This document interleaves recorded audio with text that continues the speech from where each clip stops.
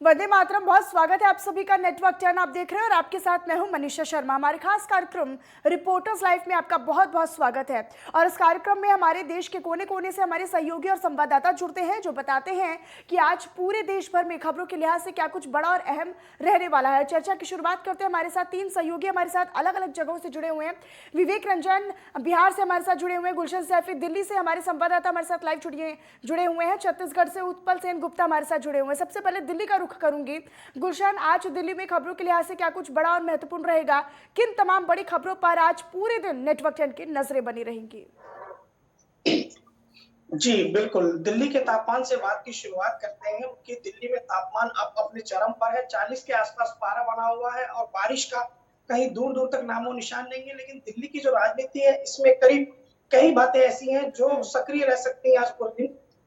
मैं आपको बता दूं कि ईडी ने सम्मन भेजा है राहुल गांधी और सोनिया गांधी को नेशनल हेराल्ड केस में। तो वो आज 2 जून का दिन है जहां राहुल गांधी ईडी के सामने पेश होंगे, वहीं सोनिया गांधी 8 जून को ईडी के सामने पेश होंगी, ऐसा उनको सम्मन दिया गया है। इसके अलावा मैं आपको बता दूं कि कल दिल्ली में जो सचिवालय है दिल्ली सरकार का, वहां पर बीजेपी ने प्रदर्शन किया था जिसमें पश्चिमी दिल्ली के सांसद परवेश वर्मा वहां मौजूद रहे थे और उन्होंने एक ऐलान किया है कि जब तक दिल्ली में पानी की समस्या खत्म नहीं हो जाती तो वहां पर जो भाजपा के नेता हैं उनको इलाके में आने नहीं दिया जाएगा। तीसरा मैं आपको बता दूं कि जो राजेंद्र नगर चुनाव सीट है जहां से जो विधायक थे वो राघव चड्ढा जो अब पंजाब जा चुके हैं, तो उनकी जगह चुनाव होने तो वहां भी चुनाव प्रचार चल रहा है। और मैं आपको बता दूं कि देश ने 2 अपने मशहूर सिंगरों को खोया, के मेनन और सिद्धू मूसेवाला, तो उनको लेकर भी दिल्ली में उनकी फैन फॉलोइंग बहुत है, वो चर्चा का विषय रह सकती है। तमाम जो खबरें हैं, और मैं आपको बता दूं कि दिल्ली में कल आजम खान से मुलाकात के लिए अखिलेश आए थे, तो दिल्ली के गंगाराम हॉस्पिटल में ही आजम खान इलाज के लिए भर्ती थे, तो वहां अखिलेश के साथ उनकी मैराथन बातचीत हुई, करीब 2.5 घंटे तक ये बैठक चली।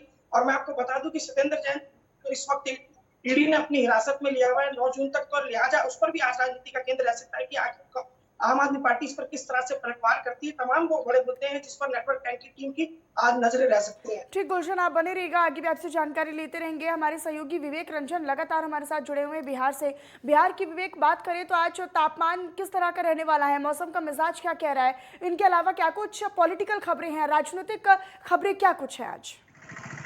जी बिल्कुल मनीषा, बिहार की बात कर ली जाए तो जो तापमान की बात कर ली जाए तो तापमान आज शुष्क रहने वाली है। ऐसे में मौसम विभाग ने IMD ने एक दिशा निर्देश जारी किया उत्तरी बिहार को लेकर। उत्तरी बिहार के 14 जिले ऐसे हैं जो कि 4 दिनों तक चपेट में रहेंगे, क्योंकि बारिश के साथ साथ 30 से 40 किलोमीटर की रफ्तार से हवाएं चलेंगी। ऐसे में लेकर मौसम विभाग ने जो अलर्ट जारी किया है उत्तरी बिहार को लेकर। वहीं अगर दक्षिणी बिहार की बात कर ली जाए तो दक्षिणी बिहार के लिए जहानाबाद और गया, नालंदा के लिए, इन सारे जिलों के लिए जो अलर्ट जारी किया है कि इन सारे जिलों में जो तापमान में भारी बढ़ोतरी रहेगी। यानी कि जिस तरीके से गर्मी का निजात मिल जाए, तो यानी कि 2 क्षेत्रों में बट गया, एक तरफ उत्तरी बिहार और दक्षिणी बिहार में। तो दक्षिणी बिहार का जो तापमान है काफी बढ़ी रहेगा और उत्तरी बिहार को लेकर राहत रहेगी। वहीं अगर दूसरी खबर कर ली जाए राजनीतिक गलियारे से, तो जातीय जनगणना को लेकर जो सर्वदलीय कल बैठक हुई है, उस बैठक को लेकर अब जो बैठक में सारे लोग का सम्मानित से कैबिनेट में प्रस्ताव लाने के लिए मंजूरी हुई, लेकिन अब लोग कैबिनेट के बैठक, सर्वदलीय बैठक के बाद अब लोग अपने अपने बरात कर, एक तरफ बीजेपी कैबिनेट बैठक से काफी दूरी बनाई रख रही थी, लेकिन अंततः वो ने सर्वदलीय बैठक में शामिल हुआ। लेकिन अब जो बीजेपी के प्रदेश अध्यक्ष है डॉक्टर संजय जायसवाल, वह अपने फेसबुक पोस्ट करते हुए कहा कि जो बिहार में जो जातीय जनगणना हो रही है, जातीय जनगणना को लेकर ये भी ध्यान रखा जाए जो कि बांग्लादेश के और भी दूसरे जो कंट्री से लोग हैं उन पर भी विशेषकर ध्यान दी जाए। ठीक विवेक, आप बने रहिएगा हमारे साथ। हमारे सहयोगी उत्पल सेन गुप्ता भी लगातार हमारे साथ बने हुए हैं। उत्पल, छत्तीसगढ़ में आज खबरों के लिहाज से क्या कुछ बड़ा और महत्वपूर्ण रहेगा? किन तमाम बड़ी खबरों पर आज पूरे दिन नेटवर्क 10 की नजरें बनी रहेंगी? जी बिल्कुल, नेटवर्क 10 की लगातार प्रदेश के बड़े खबरों पर नजर बनी हुई है। इसी कड़ी में मैं आपको बता दूं कि AICC के निर्देश पर छत्तीसगढ़ में प्रदेश कांग्रेस कमेटी द्वारा 2 दिन नव संकल्प शिविर का आयोजन रायपुर के महेश्वरी भवन में रखा गया है, जहां कल पहले दिन कई बड़े चीजों पर निर्णय लिया गया। दरअसल उदयपुर में हुए चिंतन शिविर में जो निर्णय लिए गए थे उससे अवगत कराने के लिए छत्तीसगढ़ के हर कार्यकर्ता को ये 2 दिन का नव संकल्प शिविर रखा गया है। सबसे पहले कार्यक्रम की शुरुआत में वीडियो चलाया गया, जिसमें उदयपुर के चिंतन शिविर में जो कांग्रेस अध्यक्ष सोनिया गांधी और राहुल गांधी द्वारा बोला गया था, अपने उद्बोधन में वो वीडियो दिखाया गया, जिसके बाद सभी को वहां पर जो जो सभी कार्यकर्ताओं का अवगत कराया गया। इसके साथ ही जो प्रभारी महामंत्री है छत्तीसगढ़ के अमरजीत चावला, उनके द्वारा एक बार राहुल गांधी को अध्यक्ष बनाने के लिए प्रस्ताव रखा गया, जिस पर सभी वहां पर उपस्थित लोगों के द्वारा हाथ उठाकर सहमति दी गई, जिस पर प्रस्ताव राहुल गांधी को अध्यक्ष बनाने के लिए पारित किया गया।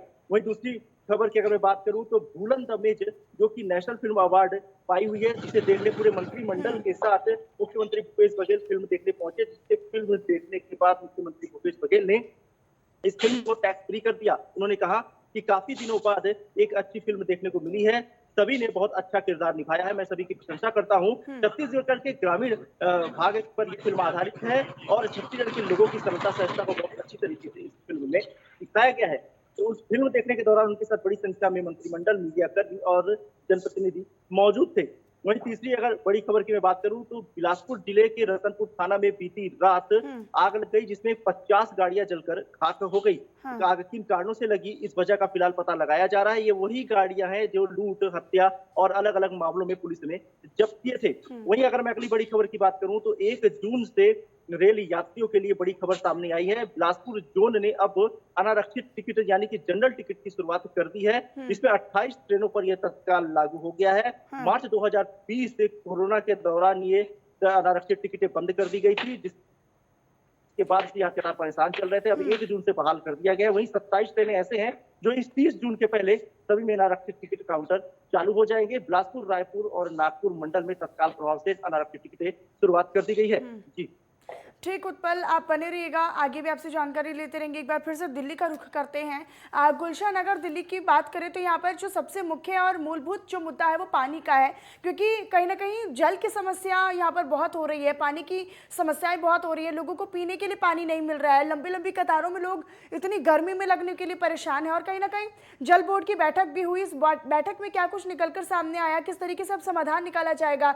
बीजेपी लगातार इस मुद्दे को लेकर प्रदर्शन भी कर रही है, क्या उस प्रदर्शन का फायदा हुआ है? अभी लोगों को आगे कितने दिन और इस तरह की समस्याओं से जूझना पड़ सकता है?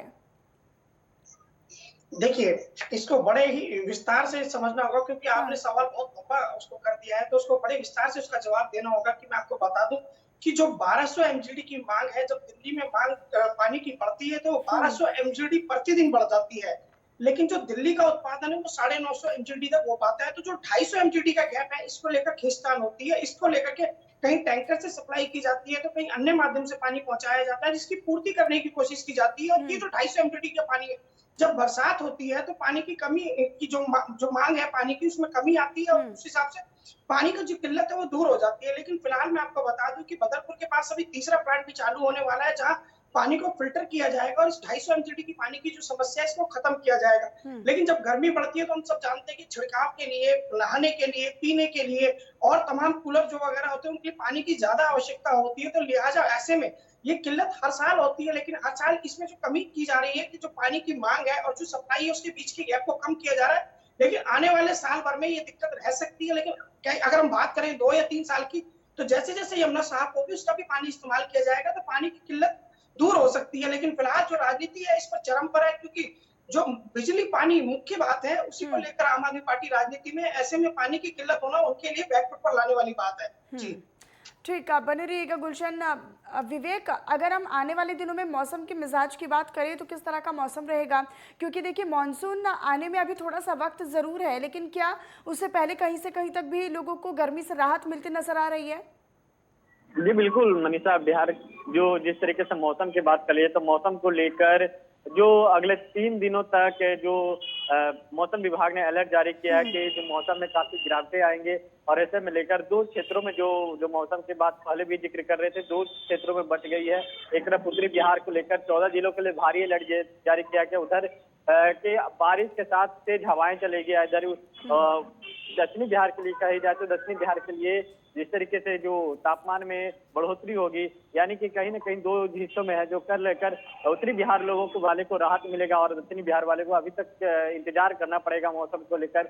जिस तरीके से जो कहा जाए तो मौसम का जो स्थिति है बिहार में वो कहीं ना कहीं करवट बदल रही है। अगर पिछले 24 घंटा की बात कर लिया तो मौसम के जो तापमान है, तापमान में भी राजधानी पटना में गिरावट की महसूस की गई है। जी ठीक विवेक, आगे भी आपसे जानकारी लेते रहेंगे। आप तीनों हमारे साथ बने रहिएगा। अलग अलग जगहों से दर्शकों को हम बता रहे हैं कि आज खबरों के लिहाज में क्या कुछ खास और बड़ा रहेगा।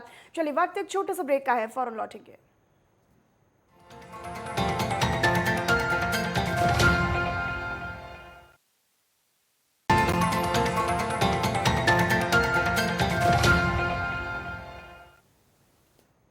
और चलिए, ब्रेक के बाद एक बार फिर से आप सभी का बहुत स्वागत है। तो अलग अलग जगहों से लगातार हमारे सहयोगी हमारे साथ बने हुए हैं जो बता रहे हैं लगातार कि आज राजनीतिक खबरों में क्या कुछ खास रहेगा।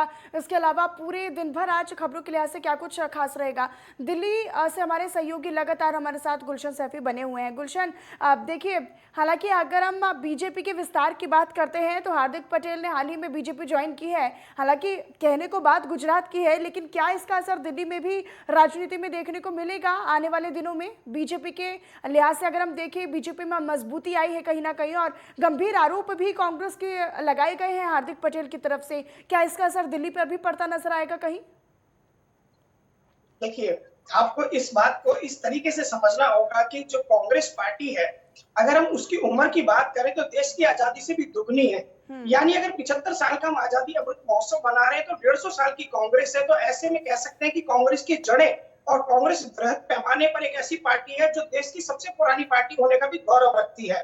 मैं आपको बता दूं कि हार्दिक पटेल के सानिध्य में ही चुनाव लड़ा गया था पिछला गुजरात, तो उसमें कांग्रेस मजबूत जरूर हुई थी लेकिन जीत हासिल नहीं हो पाई थी। हाँ, वो बात अलग है कि उस वक्त 11.5 लाख वोट जो थे वो नोटा को लेकर के उन्होंने वहां पर ये कह दिया था कि अगर नोटा की वजह से कुछ सीटें इधर से उधर होगी वरना कांग्रेस सरकार बना सकती थी गुजरात में। तो ये मिथक होते हैं क्योंकि हार का ठीकरा किसी के भी साथ फोड़ा जा सकता है और फोड़ना भी पड़ता है पार्टी को। मैं आपको बता दूं कि हार्दिक पटेल जो काफी लंबे समय से नाराजगी जाहिर कर रहे थे शीर्ष नेतृत्व से, उनका ये कहना था कि उनको हाशिए पे रखा जा रहा है। लेकिन कांग्रेस कहीं ना कहीं इतनी पुरानी पार्टी और अनुभवी है, उनको लग रहा था कि कहीं ना कहीं तार जुड़ रहे हैं आपस में, तो वो इस बात को लेकर के भी सतर्क थी कि आखिर अगला कदम क्या होगा। लेकिन उससे पहले हार्दिक पटेल बीजेपी ज्वाइन करने की जो पूरी औपचारिकता हो चुकी है वो कर चुके हैं। तो ऐसे में अब कुछ कहने और सुनने के लिए रह नहीं जाता है। देखिए, ये एक हवा होती है और दौर होता है। जब दौर होता है तो पार्टी में कुछ लोग आते हैं और कुछ जाते हैं, तो इसी से पार्टी की हवा और दिशा तय होती है। जी ठीक गुलशन, और आने वाले दिनों में बेहद ही महत्वपूर्ण रहेगा क्योंकि कांग्रेस पर इस तरह के गंभीर आरोप अगर हार्दिक पटेल ने लगाए हैं, और ये पहली दफ़ा नहीं है, क्योंकि जब कोई कांग्रेस छोड़कर जाता है तो कहीं ना कहीं वो इसी तरह के आरोप लगातार लगते आए हैं कांग्रेस पर कि उनको वो इम्पोर्टेंस या फिर वो महत्वपूर्णता वहाँ पर नहीं मिलती है जो वो डिजर्व करते हैं या फिर जिसके वो योग्य है। ठीक गुलशन, और आने वाले दिनों में देखना होगा कि क्या कुछ इसका असर दिल्ली में बैठी कांग्रेस पर होगा या फिर बीजेपी किस तरीके से इसका फायदा उठा पाती है। ठीक विवेक, देखिए, बिहार में इन दिनों जातीय जनगणना का जो मुद्दा है वो मूलभूत रूप से जो उठा हुआ है, कहीं ना कहीं उस पर राजनीति भी हो रही थी, लेकिन सभी सर्वदलीय बैठक हुई, सभी ने सहमति जताई कि जातीय जनगणना होगी। क्या जो चुनाव है उनको देखते हुए ये सब हो रहा है या फिर आने वाले दिनों में इसका क्या कुछ फायदा बिहार की जनता को होगा या फिर राजनीतिक गलियारों में इसका क्या कुछ फायदा होगा? जी बिल्कुल, जातीय जनगणना को लेकर बेहद समझना होगा। जिस तरीके से जातीय जनगणना को लेकर 8 महीने से पेच फंसा हुआ था कि जातीय जनगणना बिहार में कब होगी। प्रधानमंत्री से भी मुलाकात किया गया लेकिन प्रधानमंत्री ने इसको नकार दिया। उसके बाद जब उन्होंने राज्य सरकार पे जिम्मेदारी सौंप दी कि राज्य सरकार जातीय जनगणना करवाएगी, लेकिन राज्य सरकार ने भी आश्वासन करते करते हुए हाँ भर दी कि जातीय जनगणना होगी। अब लेकिन जातीय जनगणना को लेकर भी बिहार में होड़ मची हुई है क्रेडिट लेने के लिए। एक तरफ तेजस्वी यादव जिस तरीके से मांग कर रहे थे कि बिहार में जातीय जनगणना हो और वहीं मुख्यमंत्री भी मांग कर रहे थे जातीय जनगणना हो। अब ऐसे में लेकर कैबिनेट की मंजूरी जो है, आज बैठक होगी शाम के 5 बजे, उसके बाद कैबिनेट में मंजूरी लाई जाएगी, जो प्रस्ताव लाया जाएगा उसमें देखना होगा किस तरीके से सहमति लोग हाजिर भरते। कल तो सारे लोग जब सर्वदलीय बैठक में थे, सर्वदलीय बैठक में सभी लोगों ने हामी भर दिए, लेकिन अब जब हामी भरने के बाद अब लोगों के अलग अलग तरीके की प्रतिक्रिया आ रही है। एक तरफ बीजेपी के जो प्रदेश अध्यक्ष हैं डॉक्टर संजय जायसवाल वो मांग कर रहे हैं कि जाति जनगणना, जाति आधारित जनगणना अगर होती है तो सारे धर्मों को देखना होगा। और जो बगल से जो बांग्लादेश की बात कर ली जाए, क्योंकि बंगाल से बगल बांग्लादेश है और बांग्लादेश की जो सीमाएं हैं जो सीमांचल के कुछ हिस्से से जुड़ी हुई है, ऐसे में लेकर कुछ लोग बिहार में भी प्रवेश किए हुए, इस पर भी ध्यान देते हुए जाति जनगणना करवाई जाए, न कि इस तरीके से हो जाए कि बिहार में जाति जनगणना को लेकर कुछ अलग ही भेदभाव हो जाए कि देश में दंगई वाली स्थिति उत्पन्न हो जाए। ऐसे में लेकर अब जो अलग अलग तरीके के लोगों का प्रतिक्रिया आ रही है, एक तरफ और एक और बात कर ली जाए, जिक्र कर ली जाए, उस समय जब प्रधानमंत्री से मुलाकात करने के लिए लोग गए थे, उस समय बिहार में जो मुकेश सहनी की पार्टी है वीआईपी भी उस समय मुकेश सहनी के मंत्रिमंडल में थे और बिहार मंत्रिमंडल में उन्होंने भी साथ में गया था। लेकिन जो कल जो बैठक हुई, सर्वदलीय बैठक, उसमें मुकेश सहनी को निमंत्रण नहीं भेजा गया था, क्योंकि मुकेश सहनी के पास विधायक न रहने के कारण मुकेश सहनी को निमंत्रण नहीं भेजा गया था। अब ऐसे में लेकर मुकेश सहनी है जो सीधी तौर पर राज्य सरकार पर ठिकरा पड़ रही है कि कम से कम तो हमें भी निमंत्रण देकर बुलाना चाहिए था, मेरा भी प्रतिक्रिया सुननी चाहिए था। लेकिन जो राज्य सरकार की तरफ से जो फैसला ली गई है, लेकिन विवेक देखिए, महत्वपूर्ण तो ये भी है क्योंकि बीजेपी इसे नकारती आई है और बीजेपी अब भी कहीं ना कहीं सवाल या निशान खड़े कर रही है, सवालिया निशान खड़े कर रही है सरकार पर इस फैसले को लेकर। केंद्रीय मंत्री गिरिराज सिंह तो ये कह रहे हैं कि मुसलमानों के लिए इसको करिए और जो घुसपैठी हैं उनको बाहर करने का काम करिए। जी बिल्कुल, जिस तरीके से बीजेपी का अलग स्टैंड रहा, चाहे बीजेपी के तमाम जो मंत्री हैं, चाहे नीरज कुमार बबलू की बात कर ली जाए, चाहे जनक राम की बात कर ली जाए, इन लोग मांगे कर रहे थे कि बिहार में जातीय जनगणना क्यों होना चाहिए, जनसंख्या नियंत्रण कानून लाना चाहिए। इस तरीके से घुसपैठी लोग और जो खासकर जो दूसरे कंट्री से लोग बिहार में जो प्रवेश किए हुए उन पर लेकर कानून लाना चाहिए। ये जातिगत जनगणना से क्या आधारशिला है कि इसलिए जाति जनगणना इतने महीनों का इंतजार करना पड़ा, लेकिन अभी भी सवालों को घिरे में है। वैसे में लेकर इसके राजनीतिक भी जोड़ी जा सकती है, क्योंकि आने वाले समय में 2024 में जब लोकसभा का चुनाव है, तो लोकसभा चुनाव उससे भी जोड़ी जा सकती है कि जब हामी नहीं भरते हुए आखिरकार 8 महीने के बाद लोग बीजेपी ने हामी भर दिया और सर्वदलीय बैठक में भी गई। लेकिन जो अभी जो बिहार में जो 7 सीटों पर जो विधानसभा कोटे से जो विधान परिषद का जो चुनाव होना है, उससे भी जोड़ी जा सकती है। चाहे देखा आपने कि राज्यसभा चुनाव को लेकर किस तरीके से खींचतान हुई बिहार में आरसीपी सिंह को लेकर। अब आरसीपी सिंह का जो रुख है, अब बीजेपी की ओर रुख बढ़ती नजर आ रही है। आरसीपी सिंह जब पटना में प्रेस कॉन्फ्रेंस किए थे, उन्होंने जब उनसे सवाल किया गया था, हमेशा पीएम मटेरियल के तौर पर नीतीश कुमार को लोग बीजेपी के नेता और चाहे विपक्ष जो नेता थे दर्शाते थे कि नीतीश कुमार को पीएम मटेरियल कहे जाए, लेकिन बीजेपी आरसीपी सिंह ने नकार दिया था कि क्या ये 16 एमपी लेकर क्या प्रधानमंत्री का चेहरा देख सकते हैं, प्रधानमंत्री बन सकते हैं। नीतीश कुमार को खास तौर पर नाराजगी जताई थी, वही बीजेपी पे उनकी नजदीकियां बढ़ती आ रही है। ऐसे में लेकर जाति जनगणना को लेकर भी उनकी प्रतिक्रिया आई है, एकदम सर्वदलीय है, जो कि बीजेपी के समर्थन में। जी ठीक विवेक, बहुत शुक्रिया आपका इस तमाम जानकारी के लिए। अपनी नज़र लगातार बनाकर रखिएगा। विवेक आपका बहुत धन्यवाद। गुलशन आपका भी बहुत शुक्रिया इस तमाम जानकारी और अपडेट के लिए। और इसी बीच दिल्ली से बड़ी जानकारी मिल रही है, वो आपको बताएं। दिल्ली पुलिस की स्पेशल सेल को लॉरेंस बिश्नोई की 5 दिन की हिरासत मिली है।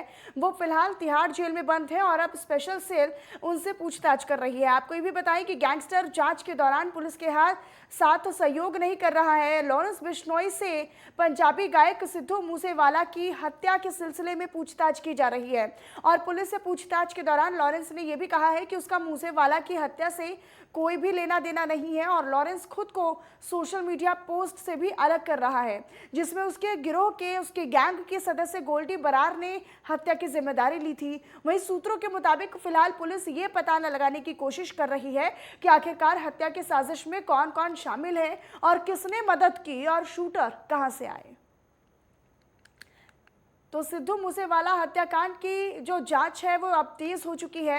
हालांकि लगातार पुलिस की तरफ से पूछताछ भी की जा रही है। मूसेवाला की हत्या के सिलसिले में पूछताछ हो रही है। पुलिस के पूछताछ के दौरान लॉरेंस ने कहा है कि उसका मूसेवाला की हत्या से कोई लेना देना नहीं है, यानी उन्होंने कहा है कि उनके मर्डर से, उनके कत्ल से उनकी कोई लेना देना नहीं है, उनमें उनकी कोई भूमिका नहीं है। और खुद लॉरेंस सोशल मीडिया पोस्ट से भी अलग कर रहे हैं खुद को। इसमें गिरोह के सदस्य गोल्डी बरार ने हत्या की जिम्मेदारी ली थी। वहीं सूत्रों के मुताबिक फिलहाल पुलिस ये लगाने की कोशिश कर रही है पता कि आखिरकार साजिश में कौन शामिल था। पंजाबी सिंगर सिद्धू मूसेवाला हत्या केस के अंदर कुख्यात गैंगस्टर लॉरेंस बिश्नोई का नाम सामने आ रहा है, जिसके चलते दिल्ली पुलिस स्पेशल सेल ने 5 दिन की रिमांड पर पूछताछ के लिए अपनी हिरासत में लिया है। सूत्रों के मुताबिक दिल्ली पुलिस से बिल्कुल भी सहयोग नहीं कर रहा है गैंगस्टर। पूछताछ में गैंगस्टर ने खुद को सिद्धू मूसेवाला हत्या केस से परे बताते हुए उस सोशल मीडिया से भी अपना नाम को और खुद को परे कर रहा है जिसकी जिम्मेदारी गोल्डी बरार ने सोशल मीडिया साइट पर दी थी। सूत्रों के मुताबिक ये भी पता लगा है गोल्डी बरार और लॉरेंस बिश्नोई उन शूटरों का इस्तेमाल करते थे जो कि नए होते थे और वो पुलिस की पकड़ में ना आ पाए। फिलहाल पुलिस शूटरों का पता लगाने में लगी हुई है, कौन से शूटर थे और कहां से आए थे और उनके पास कहां से हथियार आए थे। कैमरामैन लक्ष्य के साथ मैं लवली बख्शी, नेटवर्क 10